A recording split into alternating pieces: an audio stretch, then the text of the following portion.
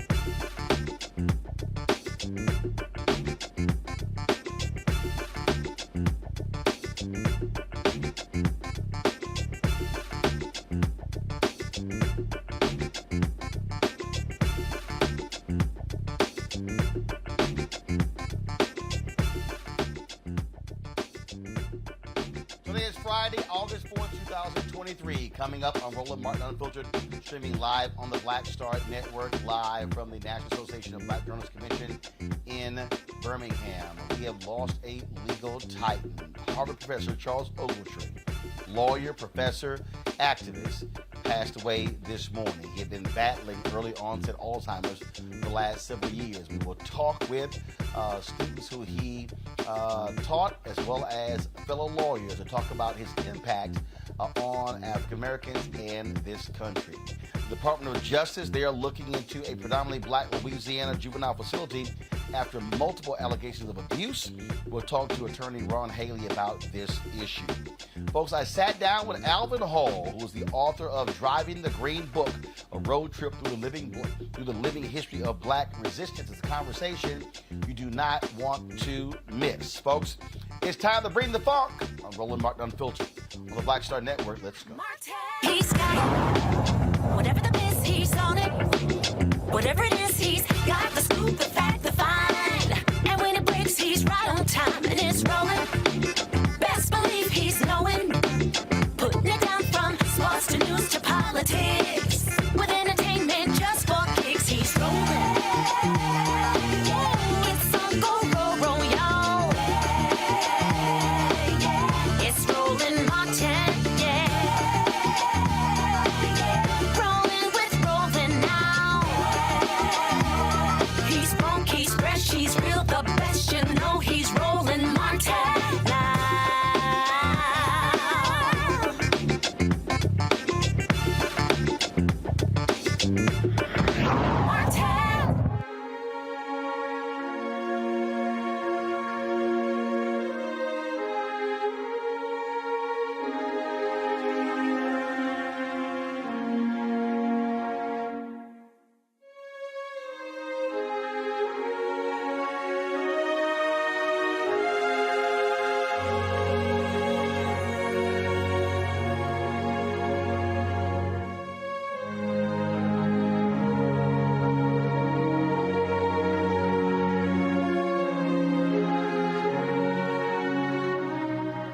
Folks, it is a sad day for those of us who knew Dr. Charles Ogletree, longtime Harvard law professor. He was the teacher for so many individuals who went through those halls, including President Barack Obama and so many others. He died this morning of Alzheimer's. Well, he had been battling early-set Alzheimer's for the last several years. The impact of the scholar is absolutely undeniable. He represented the survivors of the 1921 Tulsa race riot. He represented Anita Hill in her confirmation hearings. He founded the Charles Hamilton Houston Institute at Harvard to honor Charles Hamilton Houston, a 1922 Harvard Law graduate who worked to dismantle Jim Crow laws and spearhead the legal strategy to end segregation in public schools. His contributions extend way beyond the classroom, moderating numerous conversations, numerous discussions. We often, of course, had him on my shows over the years. I knew him very well. The thing about Charles, he hated to be called Chuck. You know, a lot of times you'll have folks like Charles Barkley, who some call him Chuck. And in fact, his email was no Chuck at a particular email service. It is a significant loss when he was diagnosed with early onset Alzheimer's. It was hard to fathom that somebody who was so eloquent, somebody who was so learned, someone who was so impactful, was losing their memory. I can tell you it was, and I'm going to find the photo in a second, it was very painful when he was honored by the NAACP at the Image Awards a few years ago. And in the package that they presented, they didn't mention him being diagnosed with Alzheimer's. And he comes out, he comes out, curtains come up, present him the award, and he says, "Thank you." And that was it. A lot of people in the audience were sort of like, what's going on? Is he not going to talk longer? But it was the Alzheimer's. In fact, we were in the VIP gifting suite afterwards, and I spoke to him. We took a photo, and he said to me, all of these people keep coming up to me, congratulations, and I don't know why. He said, but I'll take it. And I wanted to actually start crying right then because he didn't know. But folks, if you knew Charles Ogletree, you understood. He was flat out a dominant figure. What's interesting is that tomorrow on Martha's Vineyard, the Charles Hamilton Houston Institute, they're going to have their annual lecture series. He invited me to Martha's Vineyard on 2 or 3 occasions to participate in that conversation. Again, just an unbelievable human being, a legal scholar, someone who was looked upon and sought after by so many of our people on some of the most important issues of the second half of the 21st century. Joining us right now is Barbara Arnwine. She is, of course, president and founder of the Transformative Justice Coalition. Also joining us is Tanya Washington Hicks, professor at Georgia State University College of Law in Atlanta. Glad to have both of them with us. Barbara, so many people, again, those who did not know Charles Ogletree, may not realize just how significant he was to a whole generation of black lawyers. And I mean, he meant everything to the National Bar Association. We just ended our 98th annual convention in Minneapolis just yesterday. Last night was the last day of the conference. And I want to tell you that I remember back in Houston when he gave his farewell speech. We were all so shocked. We said, what is a farewell speech? Why is Charles doing this? And he announced that he had, early on Alzheimer's. And he came up to me afterwards, Roland, and my heart just cracked because he said, Barbara, don't ever forget me. He says, I might forget you, but don't ever forget me. And I just want people to know that without Charles Ogletree, or Tree as we love to call him, there is no Me Too movement. There's no sexual harassment movement because his representation of Anita Hill and elevating that issue was his work. And he convinced her to really use that whole formation, that whole formulation of talking about sexual harassment. People don't understand that without Charles Ogletree, the entire modern, what we call criminal law movement criminal justice in the law movement would not exist. He formulated that. And people don't understand that, he loved to talk about education. His representation of the Tulsa massacre victims was incredible. I mean, he was par excellence, everything we want a black lawyer to be. And when he talks about Charles Hamilton Houston, he didn't talk about him, he walked in his footsteps. I will never forget this amazing man. His legacy lives on. The National Bar could not be what it is today without him. He helped shape a generations of powerful, amazing black lawyers who wanted to be just like him. Yeah. Tanya, he taught at Harvard, but his impact went beyond Harvard. He was sought after by so many people, whether they were other students, but also professors at other law schools. He was simply brilliant. He was a brilliant educator, a brilliant activist. He was generous. I had the opportunity to work closely with him during my time at Harvard Law School. And everyone from the facilities workers to people he saw on the street who asked him for help. He was a public servant and a leader servant. And for him to be able to span the years and also kind of the breadth of, those who are known and those who are not known, and be humble in all spaces and be respected in all spaces and be present in all spaces. I mean, I have a very heavy heart because I wanted to be the kind of professor that he is. He loved his students to understanding, as Maya Angelou talks about, and he told us, you have a responsibility to your people. You are not here for yourself or by yourself, and I expect you to do for your people what others have done to make it possible for you to be in these spaces. And I will miss him, but his legacy will live on in all the people that he served. Barbara, he availed himself to so many folks. We talk about a lot of those State of Black America discussions Tavis Smiley had, but there was, whether it was National Bar Association, Congressional Black Caucus Foundation, I mean, on and on and on. I mean, he was ubiquitous. He was all, I mean, if it was a black event, it's a good bet Charles Ogletree would be showing up. And he would be showing out because he would bring such brilliance to every discussion. And he had that broad range of vision. I mean, he wasn't just narrow-minded at all. I just recall some of the conversations that he had with Randall Robinson, who also, was recently departed.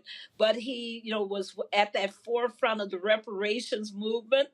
He was, really out there. He helped so many of us to expand our thinking.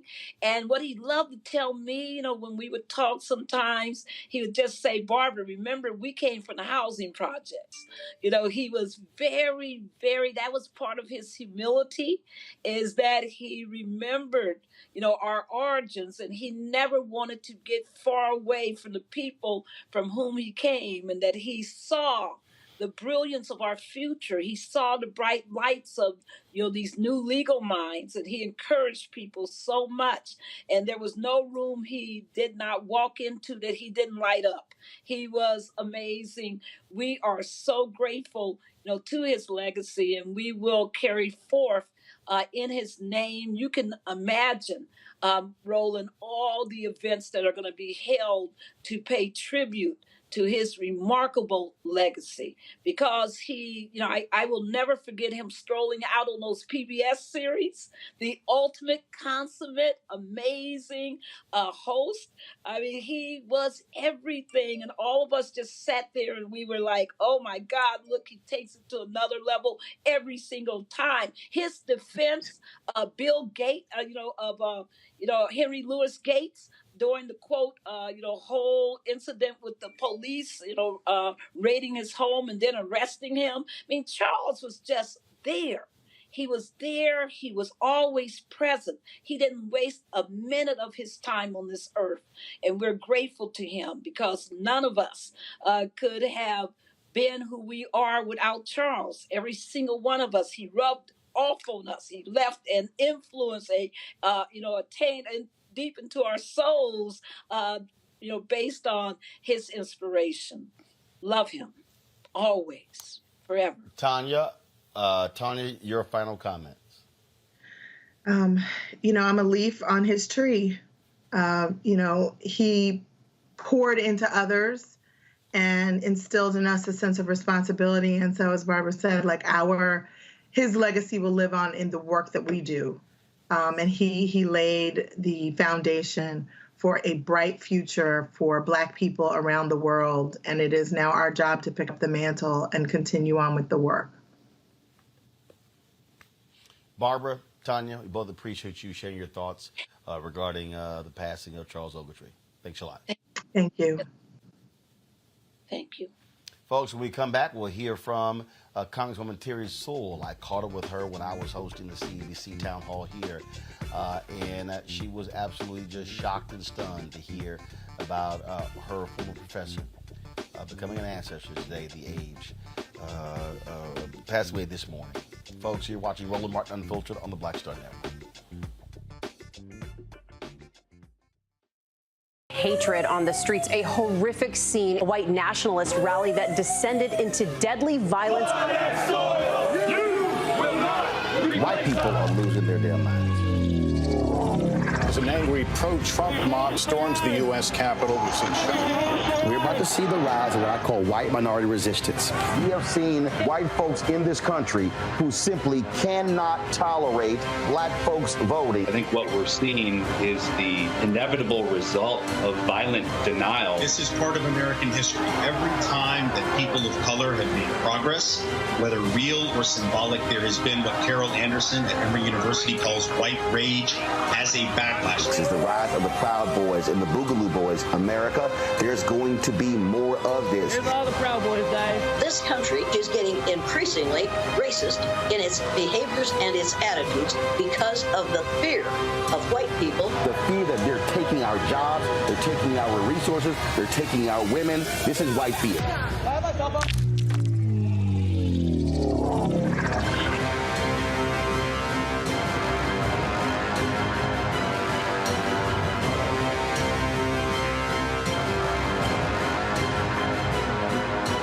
On the next Get Wealthy with me, Deborah Owens, America's Wealth Coach, the studies show that millennials and Gen Xers will be less well off than their parents. What can we do to make sure that we get to children younger and that they have the right money habits? Well, joining me on the next Get Wealthy is an author who's created a master playbook. Be willing to share some of your money mistakes, right? If that's what you have to lean on, start with the money mistakes that you have made, but don't just tell the mistake, right? Tell the lesson in the mistake. That's right here on Get Wealthy, only on Black Star Network. Hi, I'm Jo Marie Payton, voice of Sugar Mama on Disney's Louder and Prouder Disney Plus, and I'm with Roland Martin on Unfiltered.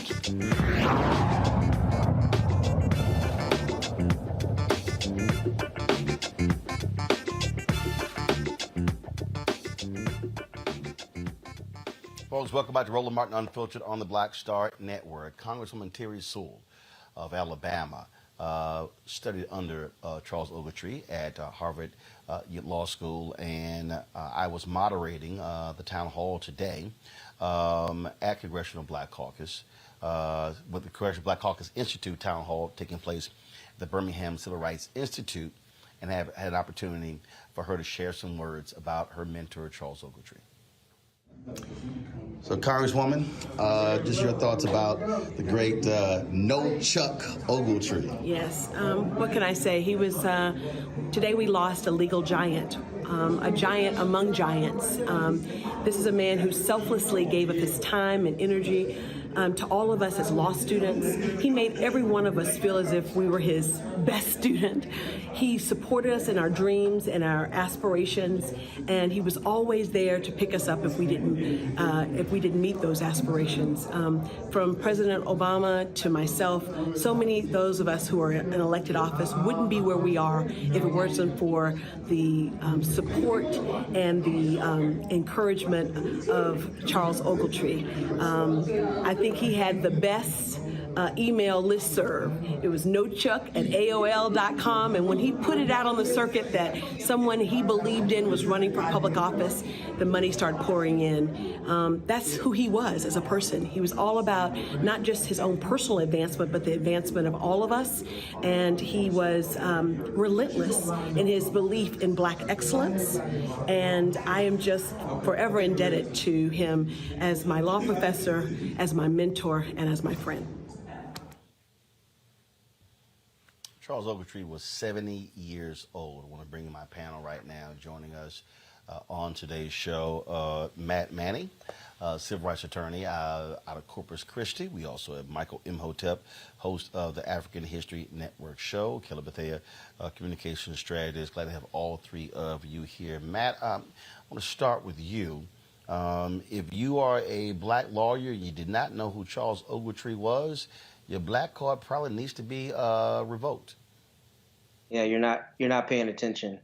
And I'm so glad that you had the sisters on, especially the professor at Georgia State, because what I think, Professor Ogletree embodied, I never had the pleasure of meeting him, but is the responsibility that I have tried to explain that I feel as a Black lawyer.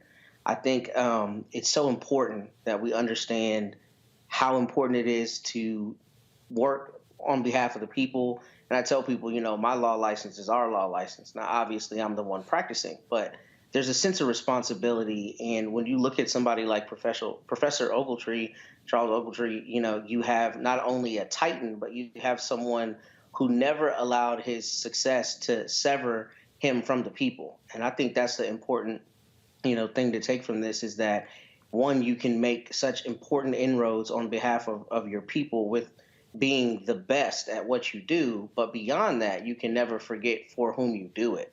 And that's the lesson that I learned by, just his legal titan nature, and just the fact that he pioneered so many things that, we're still talking about today, and particularly from the standpoint of where he did it, because I don't think that there is, we have to discuss basically the fact that it's not lost on us that he was teaching at Harvard, went to some of the best universities in the country, and was spearheading some of the most complex and interesting legal theories and legal philosophies from that perspective. So I just think it's important to, if you're a Black lawyer, to recognize not only the standard of excellence that he set, but the standard of responsibility that we all should aspire to uphold, because I think we're duty bound by virtue of our opportunity to make sure we foster betterment for our people.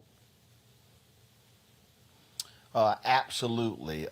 Michael, Matt said something, I think Barbara said the same thing in terms of how he availed himself to the public. And that's the thing. I mean, he would do Black-owned radio. He would be speaking to various groups. I mean, he was a lot of places. He was not just sitting here being in the rarefied air of the halls of Harvard. He was out there among the people engaged in many of the prominent issues of the day involving African Americans.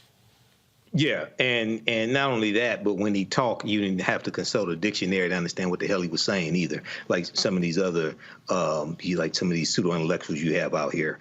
But I remember Charles Ogletree in different aspects, probably most prominently for his work dealing with suing on behalf of reparations, his work seeking to get reparations for the survivors of the Tulsa Race Massacre. He was in the 2008 documentary called Before They Die, which is about the Tulsa Race Massacre and fighting for justice for the survivors. He also was suing for trying to get reparations for slavery as well, outside of the Tulsa Race Massacre. He was an attorney for Tupac Shakur before Tupac was killed. He was also, now people remember him on the national stage as well. He was part of the legal team for Anita Hill during the Clarence Thomas confirmation hearings. So there's so many different aspects in which he was in the national spotlight. So this is a tremendous loss. You know, I didn't go to law school like my two colleagues here. I was supposed to go to law school, but ended up going to business school. But I was still very aware of Charles Ogletree. And we also know, you know, he was lost prematurely, but also Johnny Cochran, who also was trying to sue for reparations for African Americans. Johnny Cochran was the giant who was lost prematurely as well. So I think there's a lot can be learned from Charles Ogletree, and understanding, even though he was a law professor at Harvard, he was from the people and for the people, okay? And he also taught us to really understand the power of law, why it's important for us to understand law as well, not just history. So this is a tremendous loss. Kelly, 2016, he was diagnosed with early onset Alzheimer's, passes away just 7 years later. It was 2018 where it sparked a huge concern for many of us when he went for a walk and was missing. I remember probably shortly after he made the announcement, we were supposed to have him on Tom Jordan Morning Show. And I remember talking to him, and he said, "Hey, Roland," he said, "not a problem." He said, "Call me at this number. I'll be walking the dog." And we called, and he never answered. And that's when, you know, it was real. And to lose this unbelievable mind just 7 years after being diagnosed with early onset Alzheimer's just tells you how devastating this disease is. Yeah, Alzheimer's itself is just completely unforgiving. It does not see race. It doesn't see gender. It doesn't see brilliance. Emphasis on the brilliance. That is Professor Ogletree here. I heard, everybody giving their tributes and whatnot, but what I didn't hear just yet is how he was might as well have been a DC native. He was Mr. Legal DC here in Washington, DC, and the DMV at large, right? He was on the Board of Trustees for UDC, University District of Columbia. For those who don't know, that is an HBCU. So while he was a professor at Harvard, he was still giving back to HBCUs, which just goes to show you just how much heart he had. Like everyone has said, he wasn't uppity and elitist with his education, with his brilliance, with his mind. He always gave back. He always paid it forward, and he always made a way to cultivate the next generation of minds, as we see with President Obama, or former President Obama, and former First Lady Michelle Obama, as we see with the legacy of Black attorneys who have come out of Harvard since his tenure there. So Alzheimer's doesn't see that. Alzheimer's doesn't care about that. And I think that's what makes this even more heartbreaking, the fact that he was relatively young upon his passing. And I've no doubt that if it wasn't for this disease, he would have so much more to give. Like everyone has said, it is a great loss, and he will be sorely missed. But the legacy that he has left behind in Black lawyers, such as myself, such as Matt, such as the legacy, because that's really what it is, a legacy of brilliance that he has left behind, he will live on.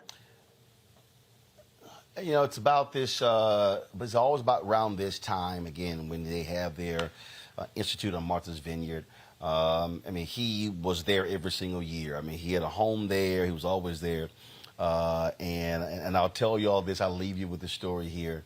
Charles loved to go striped bass fishing. When I was there, he would be telling me these stories about, Roland, he said, we can go striped bass fishing. And I was like, Charles, look, bro, I don't fish. Okay? I play golf. There was an annual golf tournament for Ken Williams, named for Ken Williams.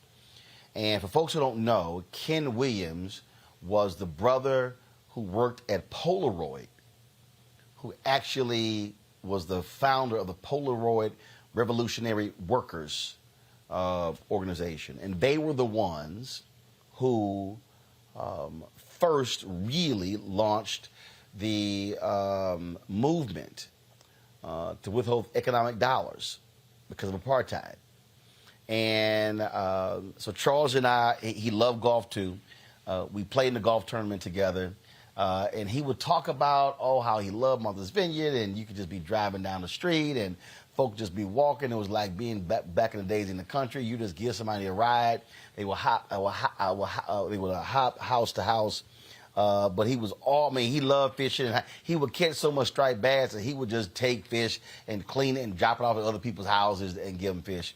So I have so many memories of Charles Ogletree, interviewing him many times, seeing him, hugging him, embracing him, talking with him.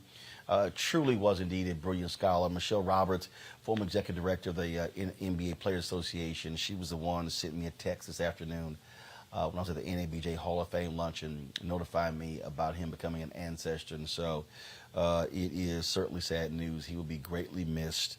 And we just wanted to definitely take some time and pay tribute to him on today's show. Folks, when we come back, we'll talk about what's happening with juveniles in Louisiana and how the Department of Justice is taking a look at the treatment of those juveniles at this facility that's got lots of criticism. You're watching Roland Martin Unfiltered on the Black Star Network. Back in a moment. When you talk about blackness and what happens in black culture, we're about covering these things that matter to us, speaking to our issues and concerns. This is a genuine people-powered movement. There's a lot of stuff that we're not getting. You get it, and you spread the word. We wish to plead our own cause Too long have others spoken for us. We cannot tell our own story if we can't pay for it. This is about covering us. Invest in black-owned media. Your dollars matter. We don't have to keep asking them to cover our stuff. So please support us in what we do, folks. We want to hit 2,000 people, $50 this month, raise $100,000. We're behind 100,000, so we want to hit that. Y'all money makes this possible. Check some money orders. Go to P.O. Box 57196, Washington, D.C. 20037-0196. The Cash App is $RM Unfiltered. PayPal is R Martin Unfiltered. Venmo is RM Unfiltered. Zelle is Roland at RolandSMartin.com.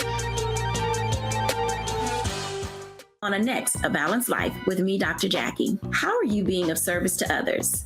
Doing for someone beside yourself is such a big part of living a balanced life. We'll talk about what that means, the generation that missed that message, and the price that we're all paying as a result. Well, now all I see is mama getting up in the morning, going to work, maybe dropping me off at school, then coming back home at night. And then I really didn't have any type of time with the person that really was there to nurture me and prepare me and to show me what a life looked like and what service looked like. That's all on a next, A Balanced Life with me, Dr. Jackie, here at Black Star Network.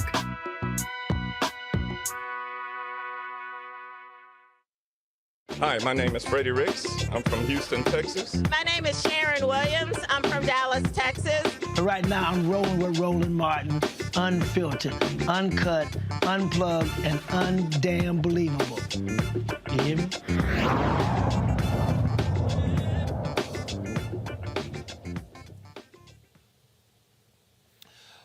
Folks, we told you before about this facility in Louisiana where juveniles are housed that has gotten tons and tons of complaints, including punishing children in solitary confinement, being placed in mandatory solitary confinement, also locking them in cells for 23 hours, only let out to shower in handcuffs and shackles. Well, the Department of Justice, they filed an interested party pleading. Ron Haley's an attorney who joins us from Baton Rouge. Ron, glad to have you on Roland Martin Unfiltered. So exactly what does that mean, this filing or designation of the Department of Justice? I think it's very important. It shows that the Department of Justice is taking a look at the atrocities that's happening to these kids. Roland, we talked about this almost a year ago to this date, and I hate to say that we told them so. We told them that children going to the Louisiana State Penitentiary would not work. And unfortunately for the kids that have been there, it has not worked, and they have suffered because of it. So, so what does this actually mean in terms of what they filed? Does it mean that the Department of Justice is going to come in and literally investigate this facility? I think it means that we have a trial. Let me start here. We have a trial starting on August the 15th for a preliminary injunction to prevent the kids from being there anymore. I think if it goes beyond that, or even if it doesn't go beyond that, if there's evidence that comes out during trial that piques the interest of the Department of Justice, potentially we could have a DOJ investigation into what happened to the kids from Angola from the start of this fight last year up until where we're at right now. I can tell you this, me and the team have been working diligently. Shouts out to the ACLU, the SPLC, the Fair Fight Initiative, and other private law firms have been working very hard doing depositions all of this week, getting ready for this, again, another trial and in the steps to help these kids out. And what people forget to realize, regardless of what they have done, they're still charged as juveniles. And there are certain standards in the children's code that needs to be abided by. And they just haven't. This has been a woeful failure. And these children should not suffer from the mistakes of our state.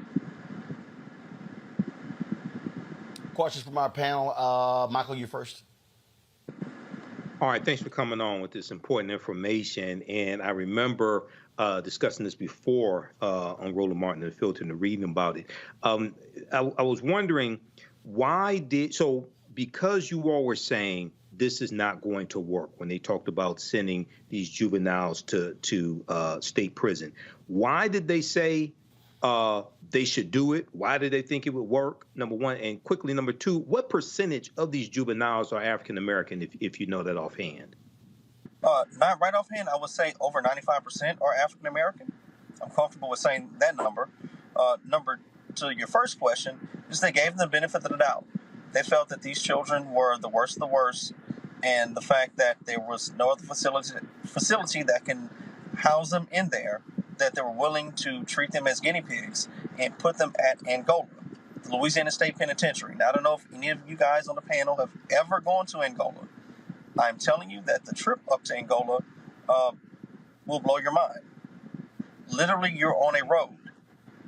You're on a road, and the road ends at the Louisiana State Penitentiary. Literally.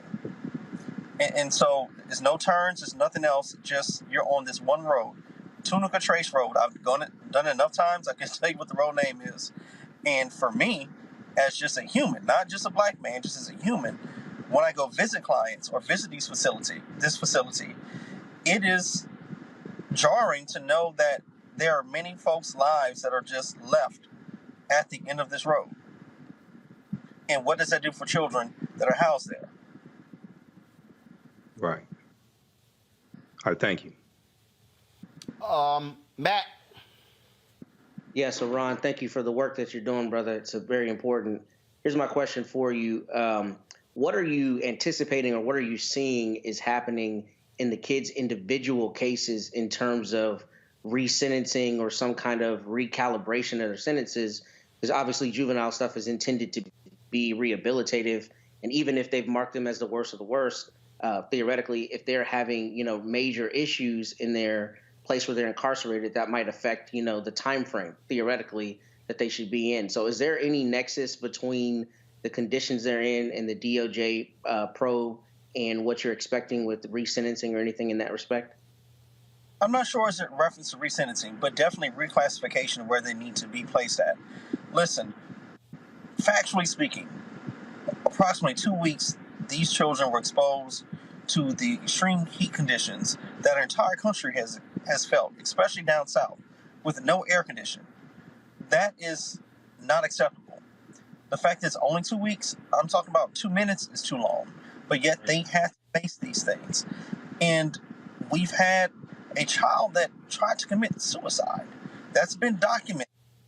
And these are things that we have argued a year ago when I was on with some of you great panelists and with Roland, that we said, listen, this plan is not going to work. That the way it looks, the black and white letter of the pieces of paper and the policies and the programs that they said that this was going to be something that's temporary. Remember that by the springtime, we would not need this facility. Yet we're in the heat of the summer a year later, and the facility is still open and it's failing.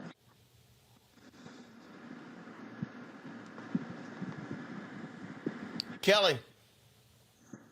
Yes, thank you. So I understand that you're not a politician by any means, but I still feel like it needs to be said or noted that the governor of Louisiana, or at least the governor who announced these plans, is a Democratic governor. He's not part of the Republican Party. He is a Democrat. And that none of the youth have been charged with crimes, according to what I am seeing in this article that was sent to me regarding this issue. Can you speak to how your clients are faring now, what they need, and anything that the public can do to help support you in this endeavor? Keep your voices loud, advocacy, and what they need is humane conditions. Basic humane conditions. That's what they need.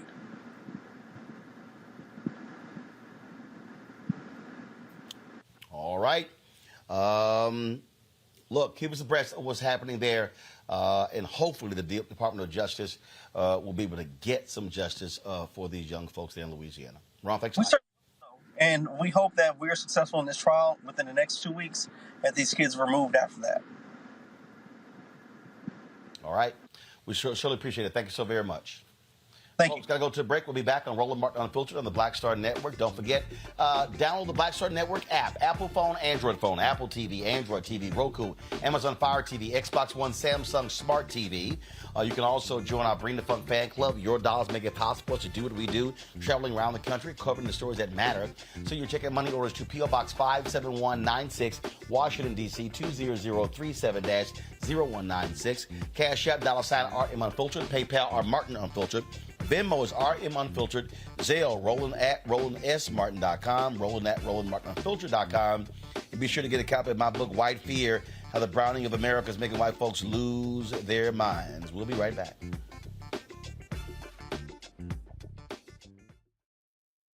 Up next on The Frequency with me, Dee Barnes. The poetess, Felicia Morris, is in the house.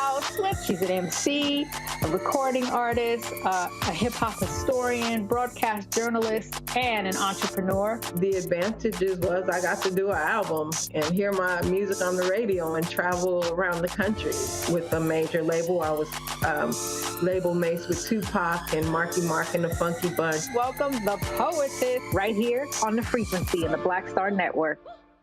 On the next Get Wealthy with me, Deborah Owens, America's Wealth Coach, the studies show that millennials and Gen Xers will be less well off than their parents. What can we do to make sure that we get to children younger and that they have the right money habits? Well, joining me on the next Get Wealthy is an author who's created a master playbook. Be willing to share some of your money mistakes, right? If that's what you have to lean on, start with the money mistakes that you have made, but don't just tell the mistake, right? Tell the lesson in the mistake. That's right here on Get Wealthy, only on Black Star Network. My name is Lena Charles, and I'm from Opelousas, Louisiana. Yes, that is Zydeco capital of the world. My name is Margaret Chappelle. I'm from Dallas, Texas, representing the Urban Trivia Game. It's me, Sherry Shepard, and you know what you watch. Roland Martin on Unfiltered.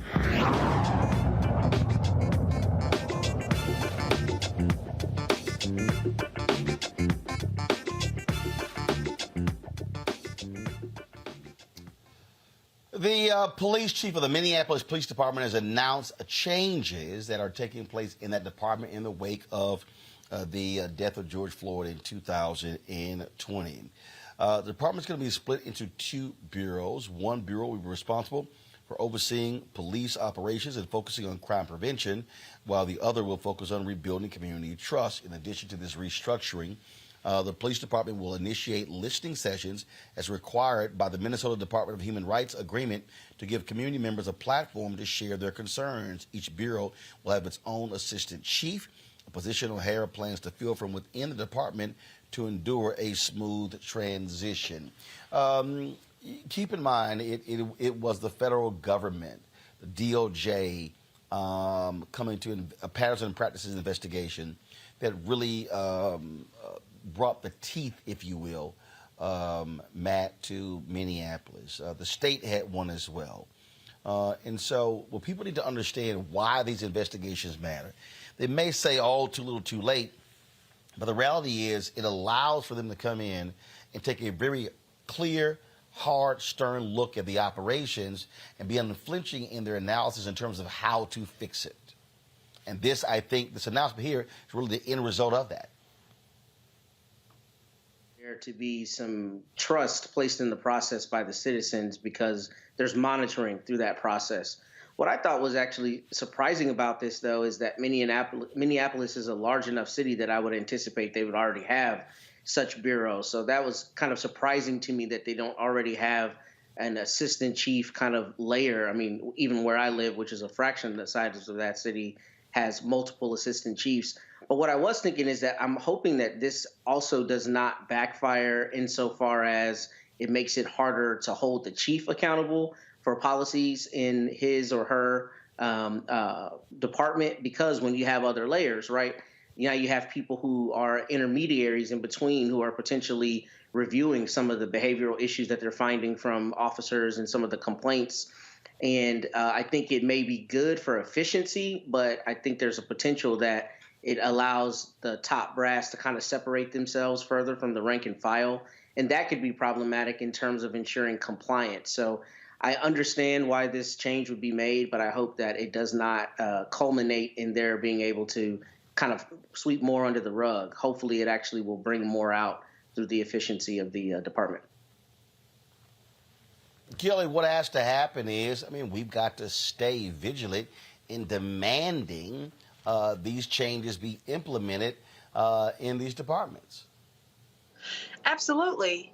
You absolutely have to hold people accountable. And my concern, I echo Matt's concern in that when you have more layers, you have more buffer room regarding shifting the blame and the lack of accountability. So that is a concern of mine. And I was also wondering why they had to be internal hires when typically when you have chief of police, you kind of outsource that. They're not always from within the department. In fact, they're usually from other jurisdictions altogether. So I thought that maybe an assistant chief would have that same type of model. But nevertheless, like you said, you definitely need accountability in these situations. And they do talk about how they're going to have community listening sessions, and hopefully they will take the community's feedback to heart.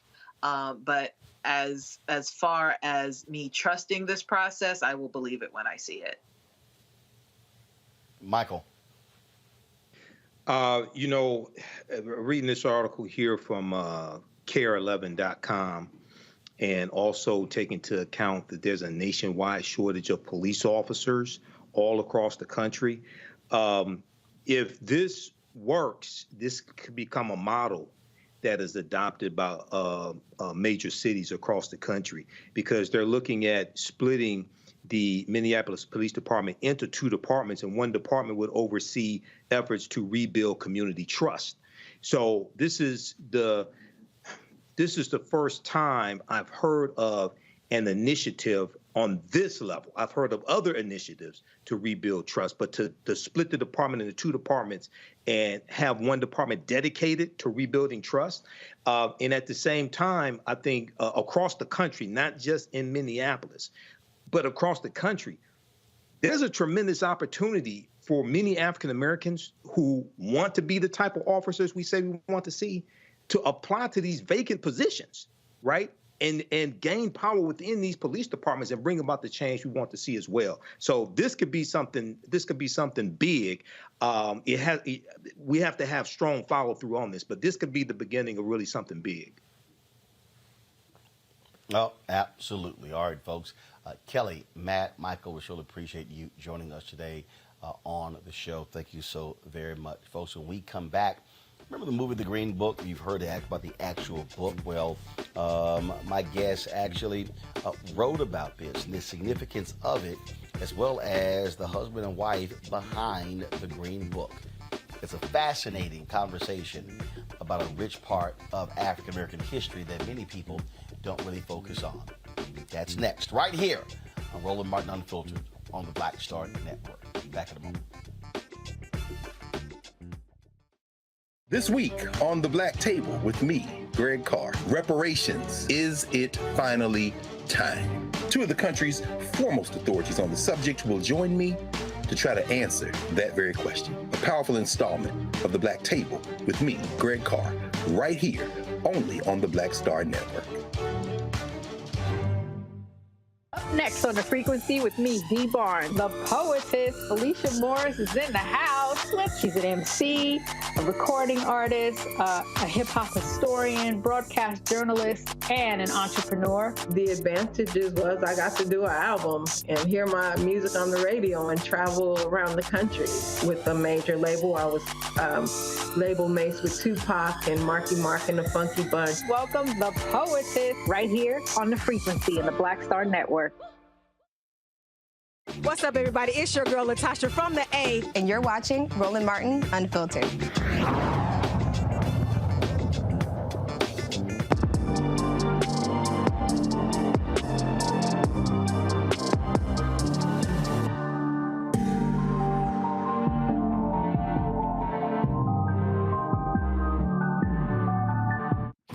Alvin, glad to have you here.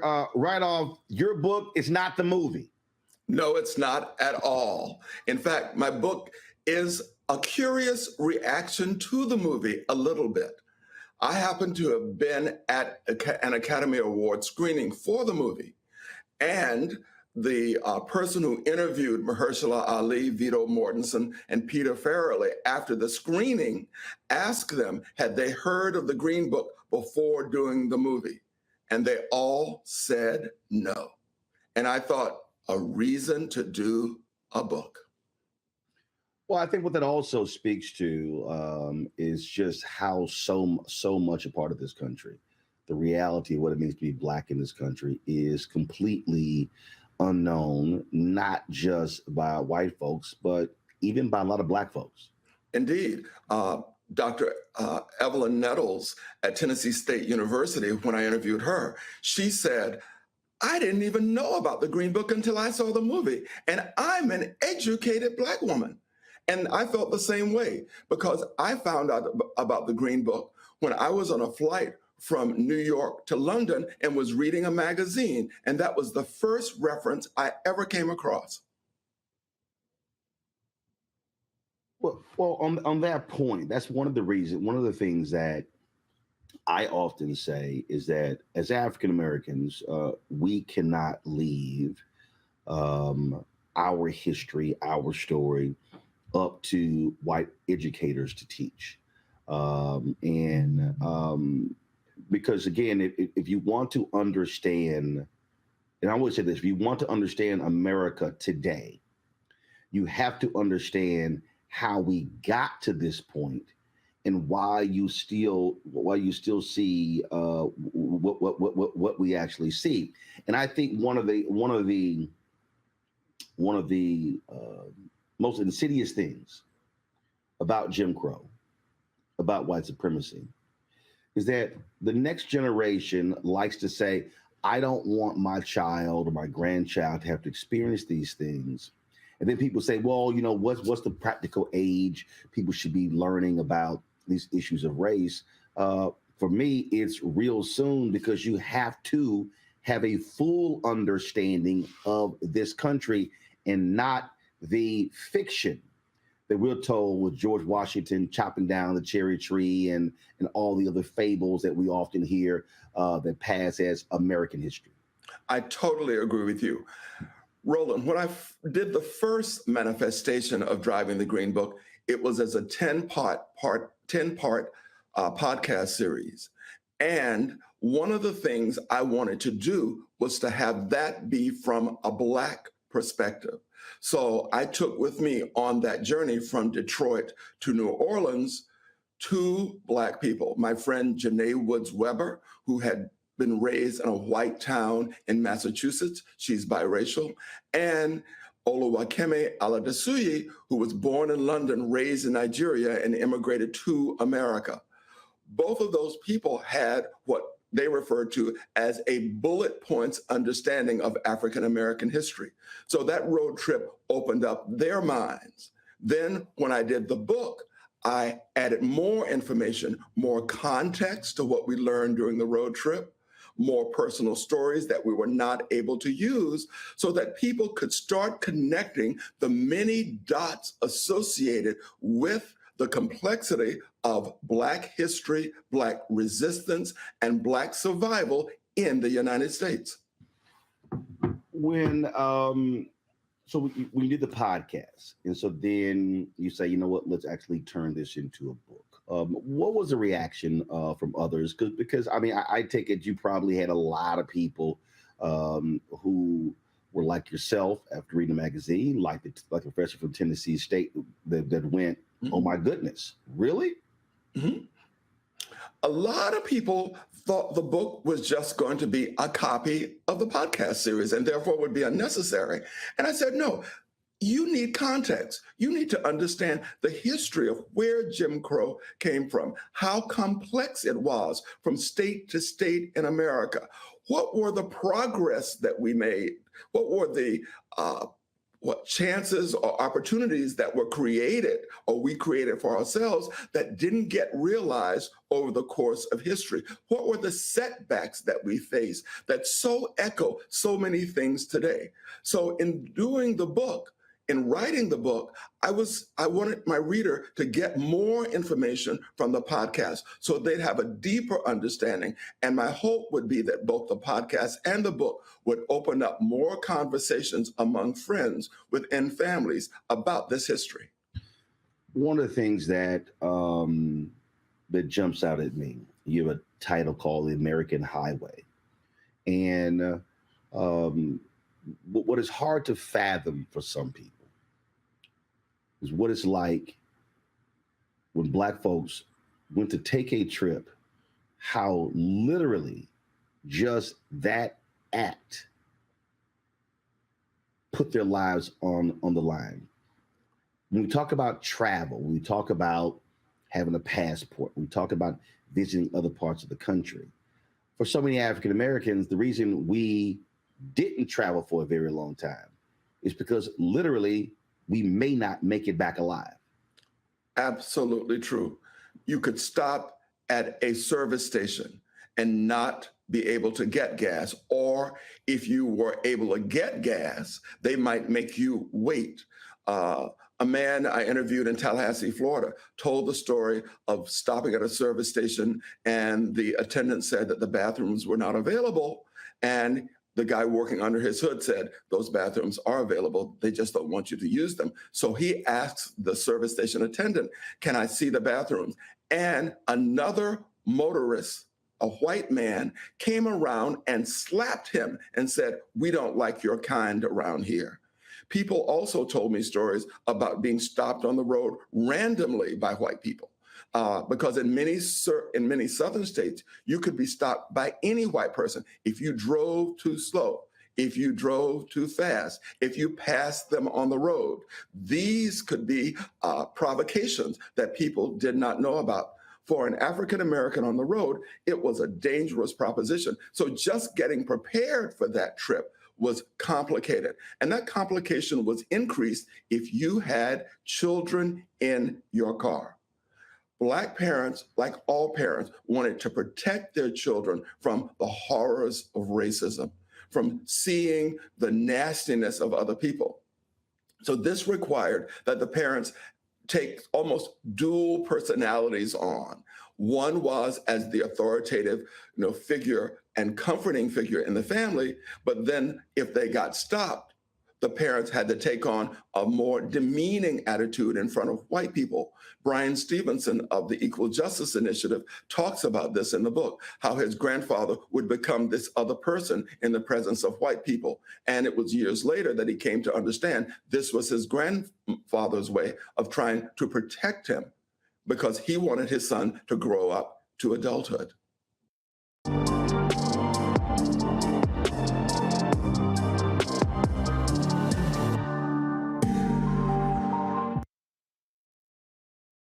Hatred on the streets, a horrific scene, a white nationalist rally that descended into deadly violence. White people are losing their damn minds. As an angry pro-Trump mob storms the U.S. Capitol, we've seen shooting. We're about to see the rise of what I call white minority resistance. We have seen white folks in this country who simply cannot tolerate black folks voting. I think what we're seeing is the inevitable result of violent denial. This is part of American history. Every time that people of color have made progress, whether real or symbolic, there has been what Carol Anderson at Emory University calls white rage as a backlash. This is the rise of the Proud Boys and the Boogaloo Boys. America, there's going to be more of this. Here's all the Proud Boys, Dave. This country is getting increasingly racist in its behaviors and its attitudes because of the fear of white people. The fear that they're taking our jobs, they're taking our resources, they're taking our women. This is white fear.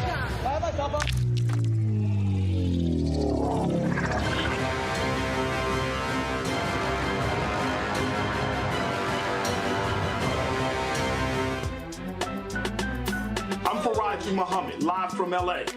And this is The Culture. The Culture is a two-way conversation. You and me. We talk about the stories, politics, the good, the bad, and the downright ugly. So join our community every day at 3 p.m. Eastern and let your voice be heard. Hey, we're all in this together. So let's talk about it and see what kind of trouble we can get into. It's The Culture. Weekdays at 3, only on the Black Star Network.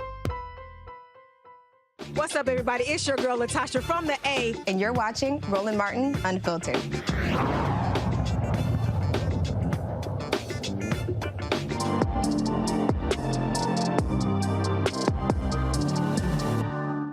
And it's not even just, I guess, how I look at this. When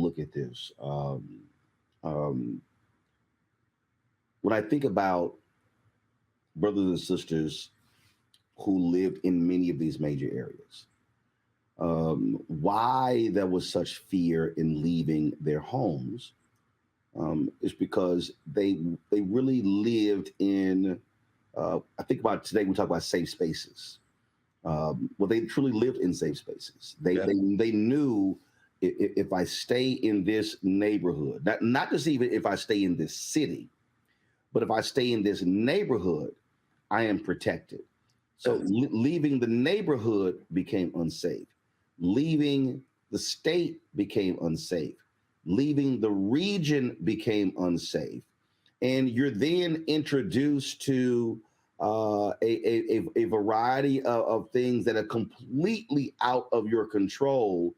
And I can only imagine what the stress levels were to be Black on a long drive from Detroit to Miami or Chicago to Mississippi, or from Gary, Indiana to Arkansas.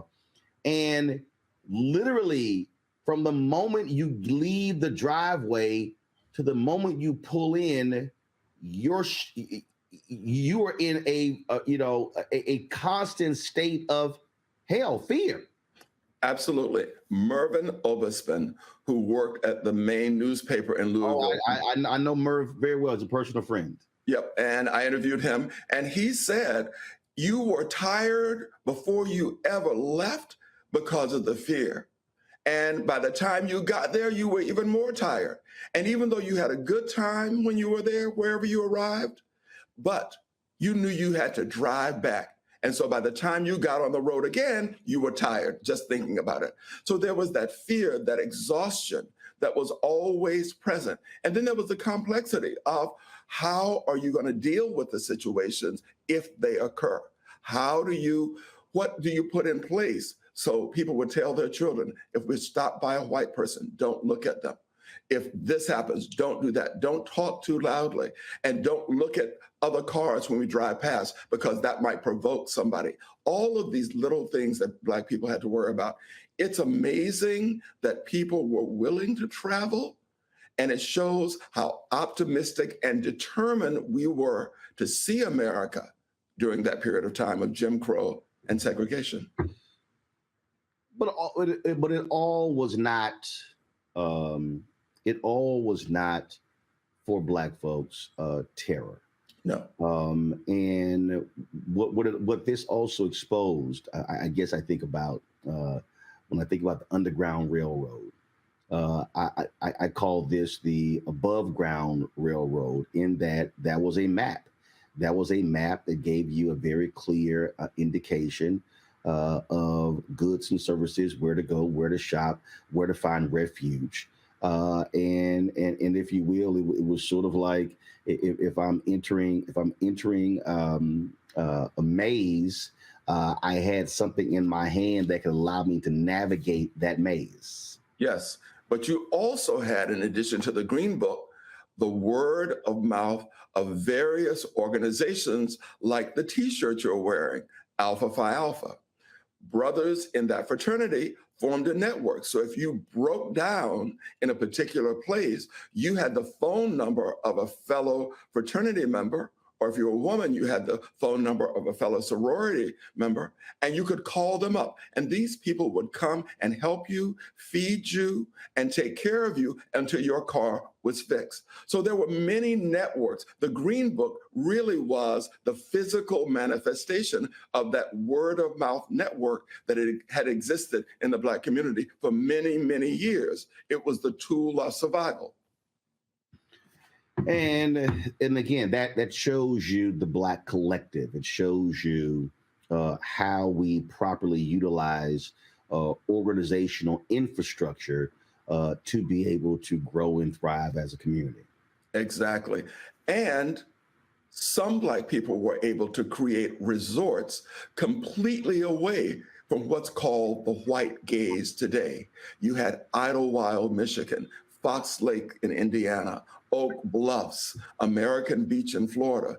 These were places where high-achieving Black people, teachers, social workers, doctors, lawyers, all went during the summer, and the whole world was Black.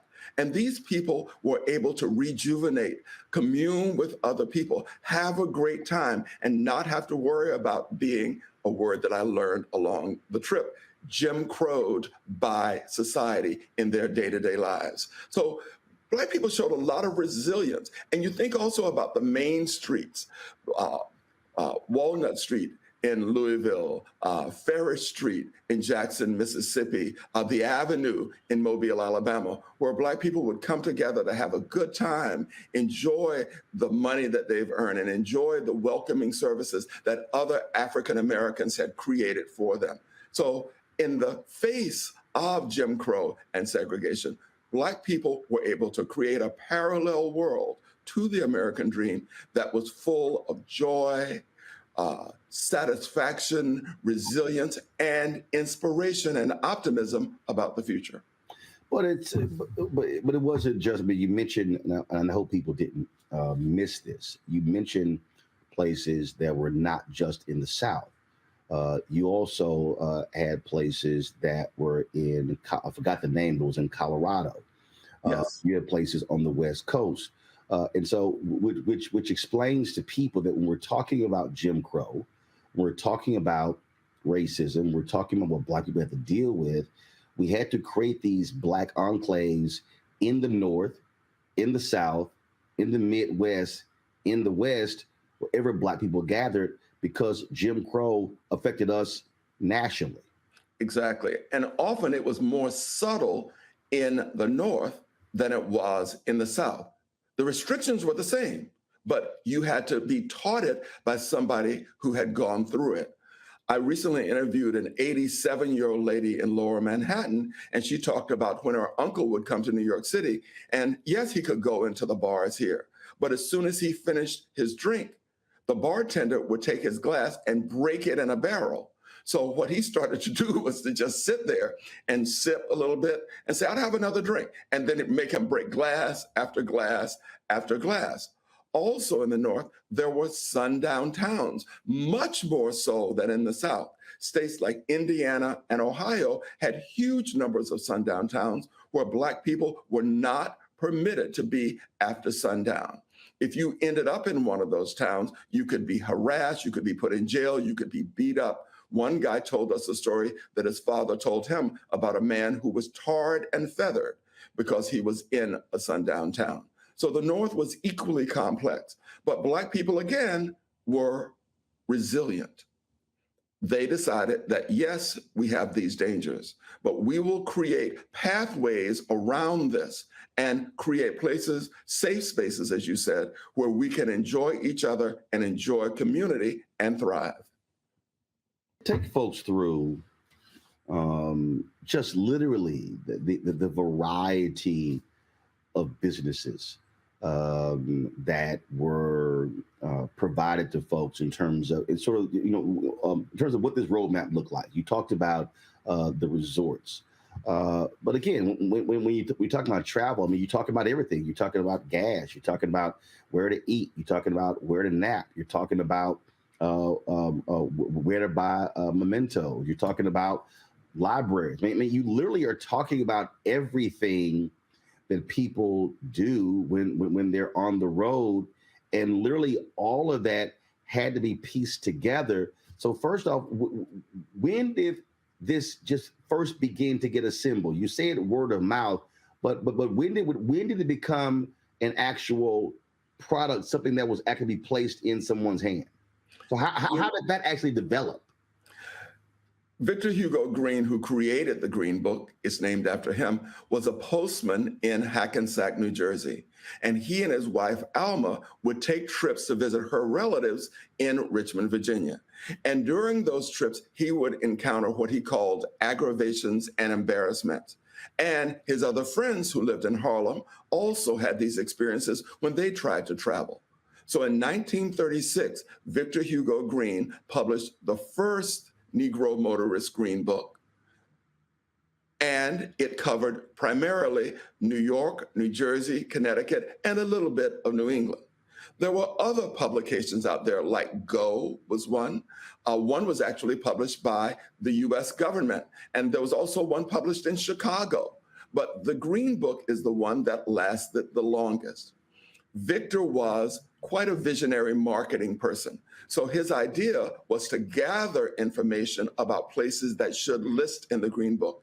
And he had the benefit of being a postman. In those days, there were two postmen's unions, one for Blacks and one for whites. Victor was a member of the White Postmen's Union. So he was able to use those connections in New Jersey to find out about places locally. But he also had connections, of course, to the Black Postmen's Union, and he used that group of people to get him connections in the routes that they had. As the Green Book expanded from New England, then south, then up to the Mississippi, and then by 1938, it started to expand across America. There were all sorts of networks and advertising that Victor used to gather this information. And it started out primarily, as you can imagine, Roland, the earliest listing were for primarily automobile companies or repair shops, because that was a concern for people when they were on the road.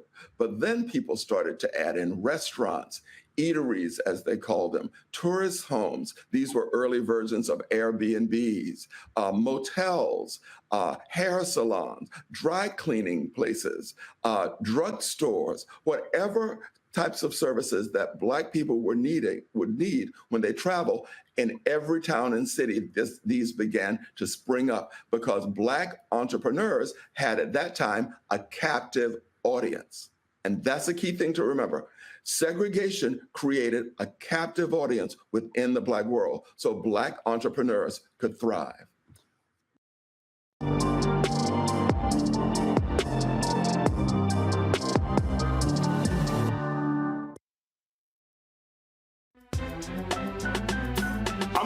Muhammad, live from LA. And this is The Culture. The Culture is a two-way conversation. You and me, we talk about the stories, politics, the good, the bad, and the downright ugly. So join our community every day at 3 p.m. Eastern and let your voice be heard. Hey, we're all in this together, so let's talk about it and see what kind of trouble we can get into. It's The Culture, weekdays at 3, only on the Black Star Network. Up next on The Frequency with me, D. Barnes, the poetess. Alicia Morris is in the house. She's an MC, a recording artist, a hip-hop historian, broadcast journalist, and an entrepreneur. The advantages was I got to do an album and hear my music on the radio and travel around the country with a major label. I was label mates with Tupac and Marky Mark and the Funky Bunch. Welcome, the poetess, right here on The Frequency in the Black Star Network. Hello, I'm Jamia Pugh. I am from Coatesville, Pennsylvania, just an hour right outside of Philadelphia. My name is Jasmine Pugh. I'm also from Coatesville, Pennsylvania. You are watching Roland Martin Unfiltered. Stay right here.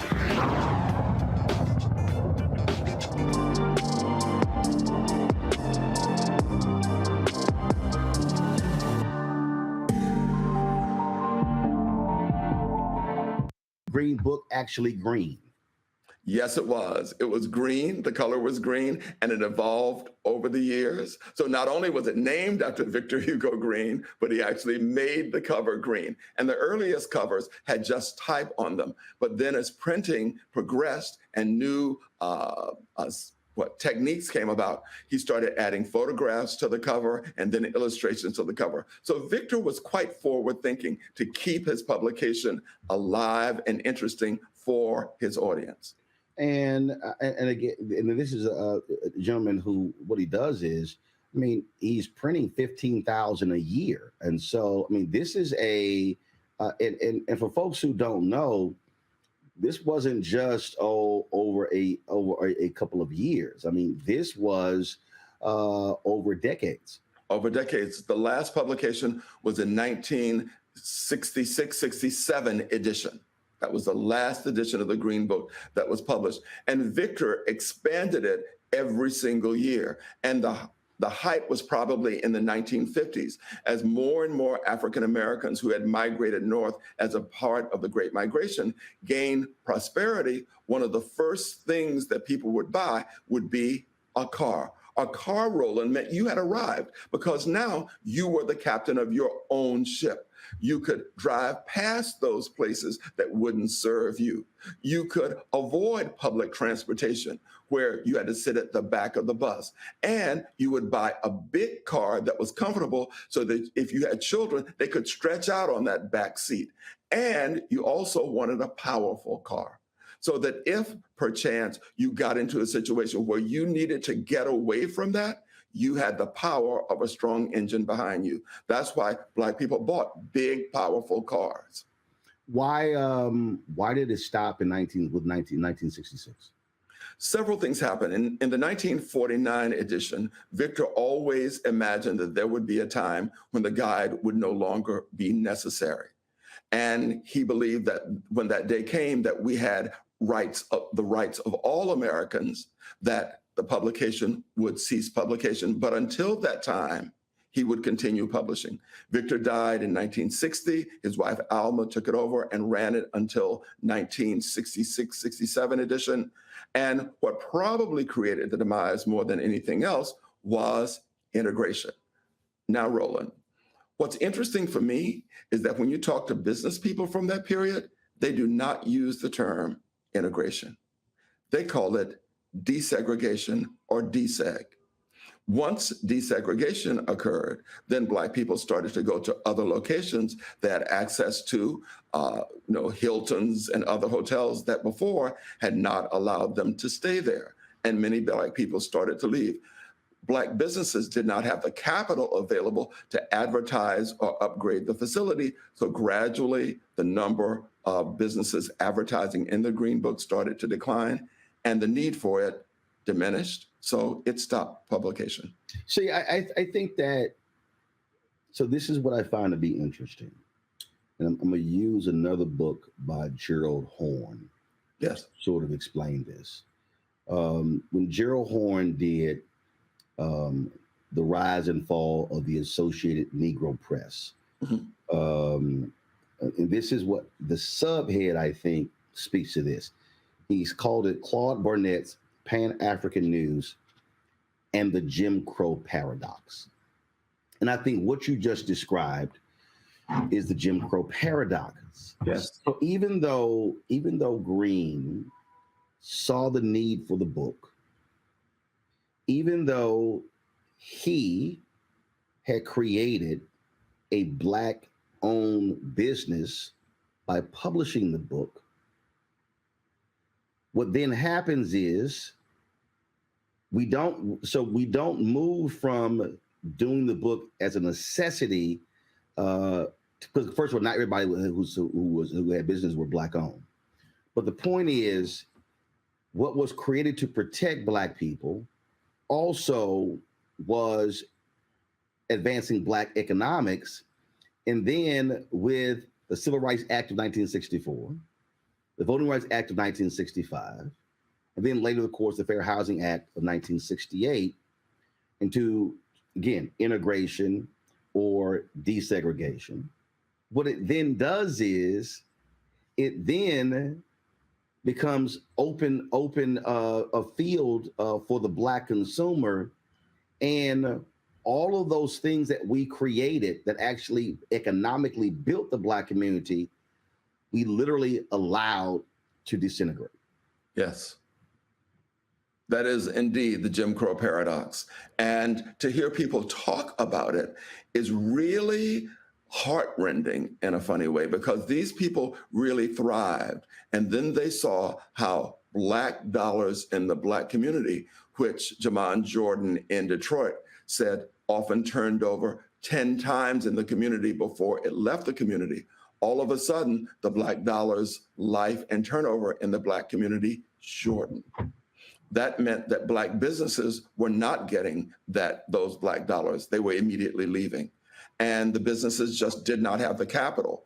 And one of the leftover aspects of this is that banks and other sources of finances still were not available to Black businesses as soon as the acts you cited were signed. Practices within the financial community remained conservative and not very welcoming. So the businesses still were unable to get the financing that they need, even if they had the imagination and the drive. It was still not there. Are there? So let's say when you begin to when you begin to do this drive, are there institutions that are still around that were in the Green Book? Yes, there are some. In Birmingham, Alabama, there's the A.G. Gaston Motel, which was the premier hotel for African Americans traveling in the 50s in America. It is being restored by the city and looks sensational. It was also where the War Room was located and where Martin Luther King, Reverend Fred Shuttlesworth, and others involved in the local civil rights movement planned their campaigns down there. You also have places in Tallahassee, Florida, that are being restored. For example, Tukes, which was one of the tourist homes, also is being restored, and they're trying to get national designation for this. Of course, there is the Lorraine Motel, and the Lorraine Motel was legendary in the Green Book. It's where Martin Luther King stayed, but also a lot of the Stax musicians and people traveling during the Chitlin circuit, they stayed there. So all across America, there's a small movement going on right now among local people to save at least some of the locations. And it was from Jesse Turner Jr. in Memphis, whose father helped save the Lorraine Motel, that he said something that was really profound. He said, "We have the will to save these places. What we need is the capital, because with the capital, we can keep more of this Black history alive and in the eyesight of the cities and town where they exist."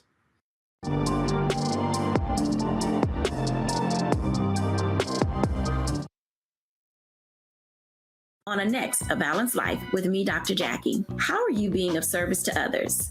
Doing for someone beside yourself is such a big part of living a balanced life. We'll talk about what that means, the generation that missed that message, and the price that we're all paying as a result. Well, now all I see is mama getting up in the morning, going to work, maybe dropping me off at school, then coming back home at night. And then I really didn't have any type of time with the person that really was there to nurture me and prepare me and to show me what a life looked like and what service looked like. That's all on the next A Balanced Life with me, Dr. Jackie, here at Black Star Network. This week on The Black Table with me, Greg Carr, reparations. Is it finally time? Two of the country's foremost authorities on the subject will join me to try to answer that very question. A powerful installment of The Black Table with me, Greg Carr, right here, only on the Black Star Network. Hello, I'm Marissa Mitchell, a news anchor at Fox 5 DC. Hey, what's up? It's Sammy Roman, and you are watching Roland Martin Unfiltered.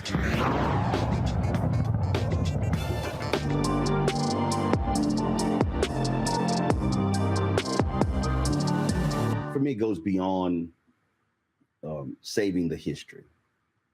I think it also requires a change of perspective when it comes to determining Black empowerment. Yes. April 3rd, 1968, Dr. King speaks at Mason Temple. And I've said on many occasions that the great problem for me is that many people often only talk about the bottom 2.5 minutes of that sermon/speech. That's right. He talks about going to the mountaintop. But he talked about in that 43-minute and 16-second speech, building Black institutions, investing in Black banks, investing in Black insurance companies, holding companies accountable that don't do business with African Americans. He talked about operating and moving as the Black collective. He talked about economic withdrawal. He was so when he is assassinated, he's talking about how to sustain and maintain, and he says a Black economic base. And so it's curious. So I find it curious that he's killed in 1968. Yet the book stopped being published last year was 1966. And the reason I find that to be interesting because it was the late Congressman John Lewis, who said that the civil rights movement that we know it actually ended with the passage of the Voting Rights Act of 1965. And so even though you still had those 3 years from 65 to 68, King gets killed. Because I often use the assassination of MLK as the marker that is the end of the Black freedom movement, the civil rights movement. Yeah, that makes sense. But that to me, I think it has to be the state of mind. Let's not save these institutions for the point of history. Let's do what they actually did. Save them to recreate a Black economic base. I agree with you. And I think a lot of young people now are being inspired by the Green Book to do exactly that. In town after town and city after city, young people are seeing the Green Book as a way of marketing Black businesses, bringing more economic power to Black businesses by reminding Black people and Black travelers, you should shop at these places. You should patronize these businesses, restaurants, card shops. Yeah, like you literally have the Green Book 2.0. I mean, we featured numerous entrepreneurs who have created apps that when you go to places, you can literally put, and they've already begun cataloging, Black restaurants, Black places to shop, bed and breakfasts, I mean, all these. And so we've had them on. So their deal is, and it's very interesting. And again, their deal is like, hey, when you go to a city, if you're looking to patronize these establishments, they're creating the apps. And so really what you have seen is this resurgence with technology of really what Green and his wife did. It's now with technology. It's now a new day, if you will, for exactly what they did. Exactly, and if you think about it, it makes sense because it started out as word of mouth. Then Victor and several other companies were able to put it in print form. The print form died, but the word of mouth continued at that point. Now, with various apps, you're able to share that on the internet, and you can have more access and update it more quickly. The Green Book only came out in April or May once a year, but now this information can be updated much more quickly and give people the power to patronize Black business and build Black empowerment. One of the things I like about many of the young entrepreneurs is that they are also about social justice and social activity. So they see their work as a part of a bigger fabric. So this is a new type of civil rights movement, if you will, a new type of economic empowerment that is coming up, and an interesting growth out of Martin Luther King's speech.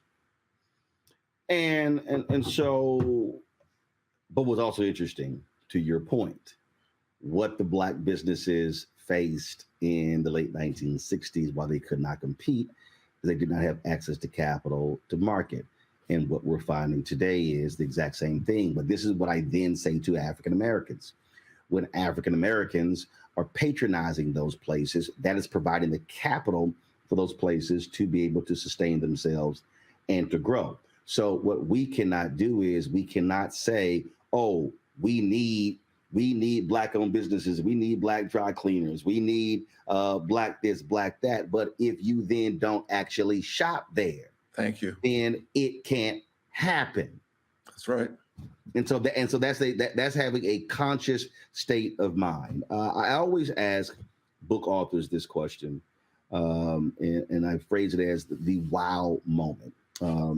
I ask every author this. That is when they're doing their research.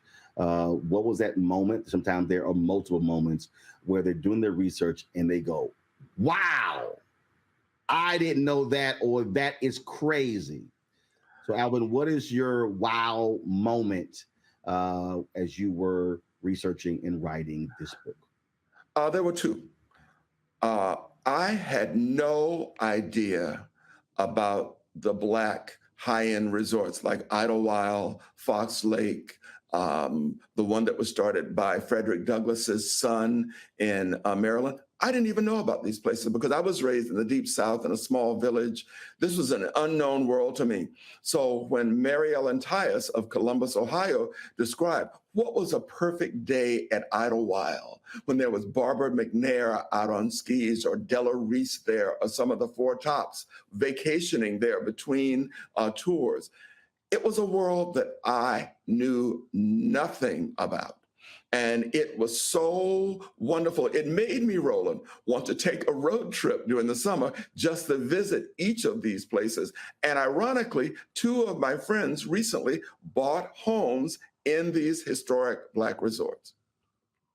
The second aha moment came when talking to Mr. Fred Figures, an activist in Jackson, Mississippi. It was a really emotional moment that connected deeply, deeply with my past. I was raised in the small town in the small Florida Panhandle, and my parents and everybody I was raised with was deeply religious, and they had this slow way of speaking. And Fred Figures spoke in that deliberate tone that was intended for you to understand what he was saying, but also it had the emotional penetration to go into you. And he said that there had been times over history when we said that this would be the day, that this would be the day. And sometimes we'd take 2 steps forward and then there'd be 3 steps back. And he said, but no matter where you are, you should remember this. Do what you can with what you have where you are to make the world a better place and a fairer deal. And when he said that, those words have resonated in me almost every day of my life since then. It felt like I was given a gift. And last question. So before you did this book, was it always top of mind for you when you traveled to think ahead about, hey, I want to make sure that I'm patronizing Black businesses? And since doing this, has this changed how you travel, what places you frequent, what you're looking to do, to visit when you travel the country? When I first started traveling, when I graduated from college, I'll tell you the truth, Roland, I was probably one of the most naive, clue-free travelers you ever met. One summer, I drove from Chicago west, and I got run off the road by big trucks a couple of times. And, sometimes I'd arrive at motels and there would be no rooms available when there were vacancy signs available. And I just didn't think anything of it, really. I really didn't think anything of it. When I started doing this road trip to create the podcast, one of the commitments I made would be that we would visit and patronize Black-owned businesses all along the road trip. That turned out to be harder than we imagined in certain towns, because in many towns, there were no Black-owned businesses that would provide the services that we needed. But as we went further south, we realized that people were being entrepreneurial in this way. Since doing the podcast and writing the book, this is always at the top of my mind now when I visit a town or city across America. Even during the book tour, I was able to, in certain towns, go to Black-owned businesses to see what services that they offer and talk to them about the Green Book and whether there was a local version of that in their communities. It's been really satisfying. And to see the spirit of young people embrace this idea that to go to a place that only provides welcoming services, but to quote the artist Derek Adams, a place that has your vibe and wants your vibe to be present. Well, I'll tell you, one of the things that I do, especially when we are traveling with my show crew, is that when we go to different places, I purposely seek out Black-owned restaurants. We take them out in that way. So when we're spending our money with Roland Martin Unfiltered and the Black Star Network, which is coming, a lot of it's coming from our viewers, that we are patronizing those establishments. And so we've done that when we've gone to Birmingham, when we've gone to New Orleans, we've gone to Houston and other places. And again, that has to be, again, it has to be top of mind. In terms of how we approach it, how we seek it out, and again, it's just a matter of doing a little extra work to actually make it happen. Because again, we can't talk about Black spending power if we then don't actually exercise that Black spending power to build a Black economic base. That's what the Green Book was all about. And I really hope people, when they read Driving the Green Book, A Road Trip Through the Living History of Black Resistance, if they realize that that Black resistance that we talk about, then still is alive today. Yes, thank you very much. I think it is alive. Yep, we appreciate it. Thanks a lot. Thank you.